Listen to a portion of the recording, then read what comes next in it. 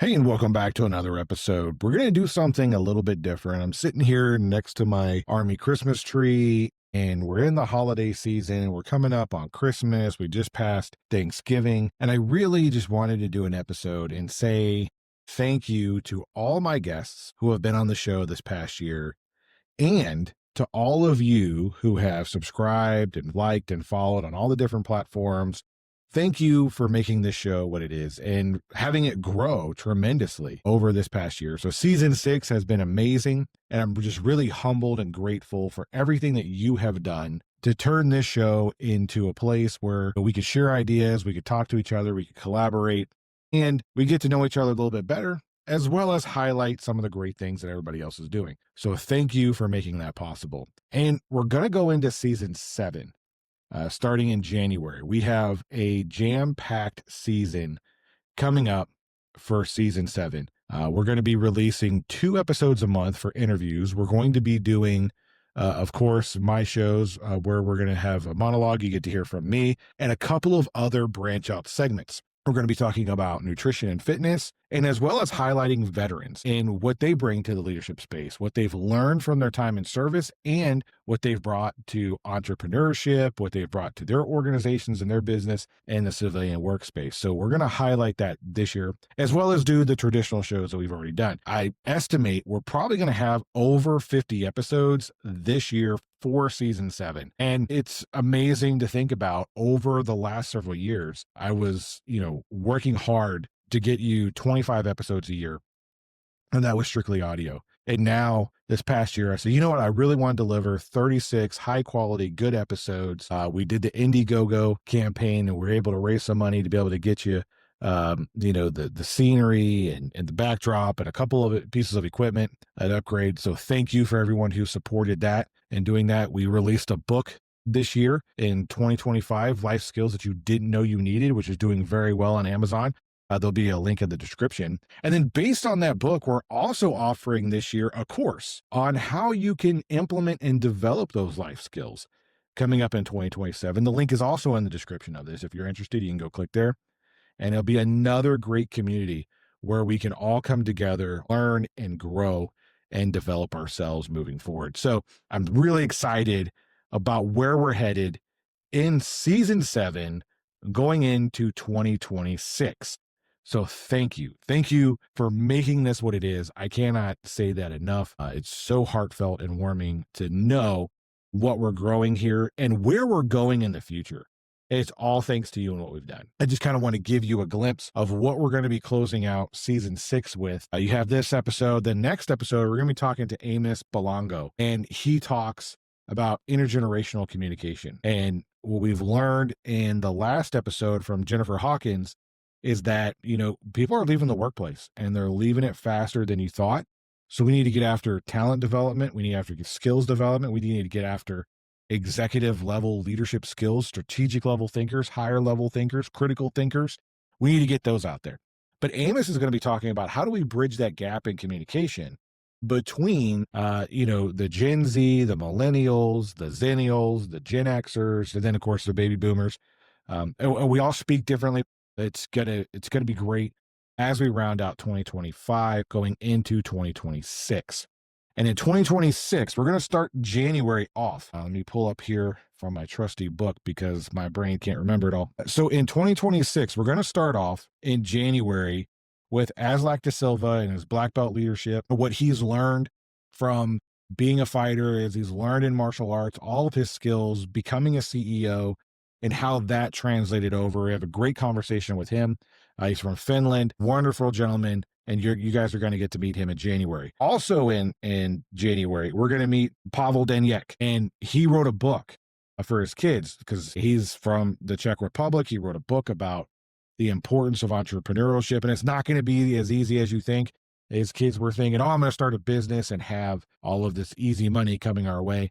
And he was like, no, I don't think so. Let's write a book and a blueprint of how you can start a business and the traps and the pitfalls that you fall into and really, get after being an entrepreneur and the lessons that he learned throughout his life. And then the lessons he's imparting upon his kids as well. And they're teenagers getting ready to go off into college. Great guy, great conversation. That's where we're going to kick January off. with our kind of our international crew from Finland and from the Czech Republic. And in February, we're going to have Mark Morgenfra, and we're going to be talking about how you don't need to fire folks, right? Some people you do, but not everybody. And how do we realign people in our organizations to really get after the things that we need to get after? And then we're also going to be talking with Kyle McDowell, and he wrote a book about we and all the principles that he brings to play with that. It's going to be, that's also a really good conversation that we had. Then we're going to be talking with Hannah. Hannah's going to be talking about how we can struggle through things. We have adversity in life and how we can overcome those and turn our weaknesses into strengths and overcome them and then be better leaders on the outside because of that. Then we're going to be talking with Tildette. She's really an interesting person to talk with. We're going to be talking about how roses really kind of set the foundation for her to be a leader and what family business is like and how to have a family business without ruining your family. So we're going to be talking about that in March. April, we're going to be talking about AI and how to question AI and the future of where it's going with critical thinking and how we need to be developing ourselves as critical thinkers. Then we talked with Rich Plumery, and Rich is going to be talking about what he learns about hands-up leadership and how we need to be uplifting people on our teams and what he's learned over the years of service that he's had in being an entrepreneur and an executive. And I'm going to stop it at April because we still have many more throughout the course of the year that we already have recorded and queued up for you coming up in season 7. That's just the tip of the iceberg of the folks that we have on the show, the quality of folks that we have on the show coming on, and all of their links are going to be in the bio down below, so you can get a kind of snippet of them ahead of time.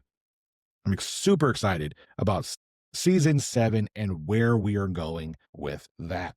We usually talk about goals, objectives, planning, and how to set goals and how to not fall victim to the New Year's resolutions and how we can really shape our futures without falling victim to it. I want to take a different approach to it, because I feel like it's a broken record. We talk about over and over and over and over again. I really want to focus on the number 1440. If everyone has the same 1440 minutes in a day, 140 minutes in a day, that's all you have. We all have the same amount. We're all born with the same amount of minutes in a day, unless you were kind of like born, after midnight, then it kind of dwindles down. But in a 24-hour period of time, you still have 1440 minutes, 1,440 minutes in a day. So why does it seem like some people can do way more with 1440 than other people can? We're struggling with the rat race and the hamster wheel of I can't get out, I can't get ahead of time. I can't make the most efficient use of my time. My time is being taken up by all of these things. Well, I want to talk about how you can prioritize your time, how we can prioritize our time, and how we can also make the most use of our time. And then I want you to think about how I could possibly be a time traveler and buy back time so that way I can get more time back in my day.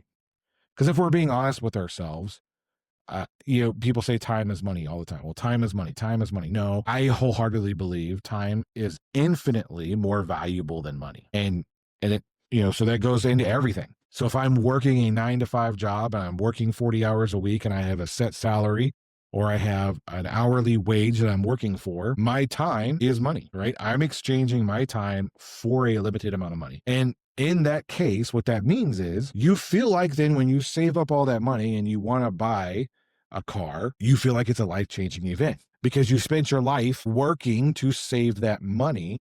And then it comes time to cash in and you buy a depreciating asset for something that you cannot get back. You've already spent that time on things that you cannot get back. Once it's gone, it's gone. That's why when I produce every episode, I want to make sure it's full of value for you because you can't get that time back. When you're watching this, you can't get that second back. You can't get that 2 seconds back. Even if you rewatch this episode, you're not going to get that time back. It's gone. So are you spending your time on things that are going to increase value in your life, are going to increase your presence in your life, or going to increase your vibration in life, right? And I say that because everything is made up of matter, and matter is frequency, all vibrating together, right? What are you spending your time on? And is it going to have an impact on your future where you can buy back time?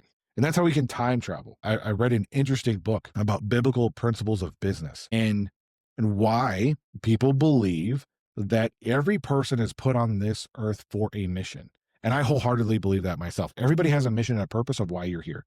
And if you're a mechanic and you're the best mechanic there is, well, guess what? I want you to work on my car. I want you to fix my car and take care of my car because I wasn't put on this earth to be a mechanic. Like my hands do not fit like in the engine very well. Every time I try, I get my hands all scraped up and busted up. In fact, I literally just had to change my light bulb in my van the other day. Yes, I have a van that I drive. I'm cool with that because I got kids and I like it. Judge me on it in the comments. Go ahead. I don't care. So the other thing is that when I put my hands in there to change the light bulb, they got all busted up. I did it because it was super simple and easy, but it also took time for me to do that. Had I taken it to the dealership when I was doing my oil change and said, oh, by the way, my light bulb's out. Can you change my light bulb too? I could be doing other things while the car is being worked on. I could have had discovery calls. I could have sent out emails. I could have talked to family members. I could have done every other thing with that hour and a half the car is being worked on other than working on that car. And I've also found when I work on things, and I'm like, you know what? I'm just going to save some money. I'm going to do it myself. It takes me twice as long to do it because I'm not skilled or trained in it. Like, yes, I can fix an air conditioner. I can troubleshoot an air conditioner, but it's going to take me 4 times as long to find out the problem than somebody who's skilled and trained in it. Can I change the oil on my car? Yes, I can, but it's going to take me 20 times longer to do it because I don't have the right tools because it's not something I invested in. It's not something that I was put on the face of this earth to do. And so therefore it takes me more time to do it. And when we buy back our time, when we help build this community and say, you know what? You were put on this earth to do this. I value you and your time. I'm going to pay you for it. And that way I get my time back to do other things I want to do. Same thing when it comes to cooking. Same thing when it comes to buying your groceries and where you buy your groceries and the time travel there and the time travel back. I'm not saying we should all, do the DoorDash or delivery service or whatever. I'm just saying that we need to evaluate what's important in us in our life. Are we really spending time on the things that matter? How often do you sit and you scroll on your phone, just mind numbing yourself into oblivion because you really deep down don't like your life that you have? So you're like, I'm just going to keep scrolling and watching everybody else enjoy their life because that's one, fictional. Their life isn't what it always is online. And 2, it makes me feel better about myself because now I can just dream with them while they're living their dream. I'm numbing myself down because I want to then go to sleep and start my whole routine over again tomorrow. And is that a place that you really want to be going into 2026? Is that really what you want to do moving forward? So my goal for next year is how do I get more time? How do I maximize my time of extreme value from morning to end? And how can I deliver the most value to humanity from the time I wake up to the time I go to sleep? How can I maximize that? How can I maximize the most quality time I can with my wife, with my kids? How can I maximize that time? Because I can never get it back. I'm never going to get that time back. You're never going to get that time back. So how do we maximize that? And we can do it by delegating. We can do it by buying back our time, right? Delegation is a huge one. It does several things. It develops people. It trains people. It empowers people. It shows that you trust them, right? We can do all the delegating that we want.